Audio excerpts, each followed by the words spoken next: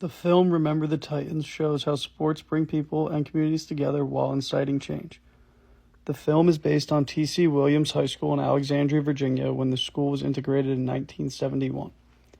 The film uses the football team to show the difficulties of integration, segregation, and racism, while showing how Americans began to learn that skin color tells you nothing about a person. One of the first scenes in the movie show head coach Boone and his family moving into their home.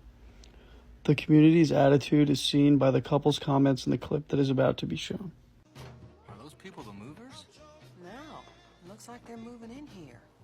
Look how many of them are there. It only takes one, and we're going to be overrun by them. The next scene shows further racial tension in Alexandria, Virginia at the time. Hey, Coach Coon! In the back.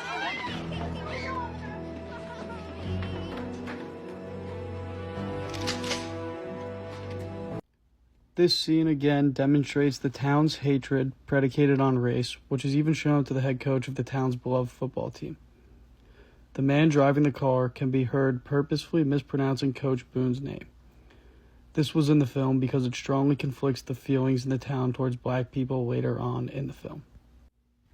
Many of the players, specifically Gary Bertier, were very upset that the schools were integrating the football teams, and Gary had an interesting take on how Coach Boone could go about setting up his roster for the season. The only All-American you got on this team. You want any of us to play for you, you reserve half the open positions for Hammond players. Half the offense, half the special teams. We don't need any of your people on defense. We're already set. Don't need none of my people. What you say name was Jerry? Gary. This scene highlights the initial resistance to integration and the challenges of having a unified group with different racial backgrounds. Coach Boone's focus on equality and communication show how sports act as a catalyst for social change and unity. His style in leading these young men emphasizes working as one, which allowed for the team's eventual success. This next scene shows the beginning of the team coming together as one. Man, cause she looking like the wolf man, bro. Hey, little elastic, man, what happened to you? Man, I just gave your mama a piggyback ride and she weighs twice as much as I That's a mama joke.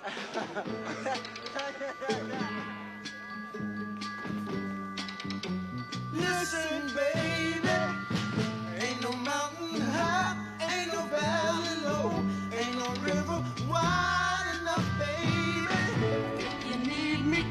This scene is pivotal in the movie because it shows the start of the team's bond regardless of race. The bond was shown when a group of players began to sing Ain't No Mountain High Enough, which was sung by a black artist, Marvin Gaye. Additionally, the same player who said, "We don't need any of your guys," is now seen a week later joking and laughing with both black and white players in the locker room.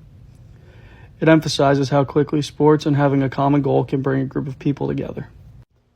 Although most of the team had dropped their prejudices and stereotypes, this next scene shows that Bertier's mom and most of the town had not. Play basketball with Julius.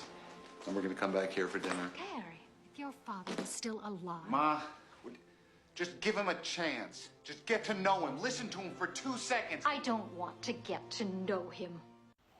Bertier having to tell his mother just get to know him because she was upset at him for hanging out with a black player shows a significant change in his stance toward African Americans. This again shows how sports allow for change and create a sense of community. 10 years later, Gary died. And that's what brought us back here today.